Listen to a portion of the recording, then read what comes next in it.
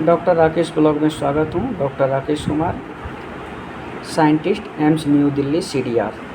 आज हम बात करेंगे डायबिटीज़ के पेशेंट का दांत निकालते समय क्या क्या सावधानियां हमें बरतनी चाहिए। सबसे पहले जब हमारे पास डायबिटिक के मरीज़ आते हैं तो उनकी रिपोर्ट हम शुगर की देखेंगे। फास्टिंग शुगर की देखेंगे तो उसमें 120 mg/dl से कम होनी चाहिए, और खाने के बाद वाली जो शुगर की जो वैल्यूज होती है, रेंज होती है, वो 180 mg/dl से कम होनी चाहिए। और HbA1c की जो रिपोर्ट्स है उसमें हमारा जो वैल्यूज है वो 7.5% से कम होनी चाहिए। जब यह पैरामीटर को फॉलो करता है तब हम आगे बढ़ते हैं, उसकी मेडिकल हिस्ट्री लेंगे, जैसे कि वह इंसुलिन ले रहा है या कोई ओरल मेडिसिन ले रहा है, जैसा या कोई ब्लड थिनर ले रहा है, एस्पिरिन इत्यादि।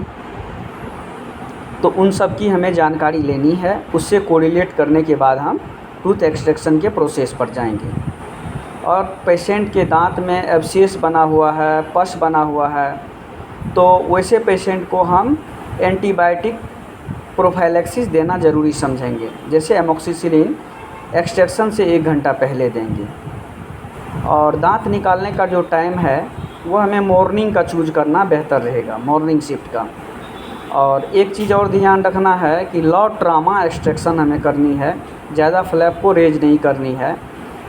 और लोकल एनेस्थेसिया जो यूज करेंगे उसमें एड्रीनलिन होनी चाहिए वैसोकंस्ट्रिक्टर के रूप में, और उनकी मात्रा कम होनी चाहिए अगर पेशेंट में इन्फेक्शन की रेट ज़्यादा है, पस वगैरह अवशेष वगैरह बना हुआ। तो ओरल हाइजीन, एक्सट्रैक्शन के बाद हम ओरल हाइजीन मेंटेन करने के लिए पेशेंट को एडवाइस करेंगे, और 2 से 3 दिन के अंदर फॉलो अप करने के लिए बोलेंगे, दिखाने के लिए उनकी सॉकेट हील हो रही है कि नहीं हो रही है। कई बार डायबिटिक के मरीज़ में सॉकेट हील होने में थोड़ी सी समय लग सकती है। तो इस चीज़ों को ध्यान रखना है, डॉक्टर को भी और पेशेंट को भी। यह हमारा वीडियो छोटी सी है, लेकिन मैं एक संदेश देना चाहता हूँ कि कुछ चीज़ सावधानियाँ हैं, इनको बरते और सुरक्षित रहे, सतर्क रहे। जय हिंद, जय भारत।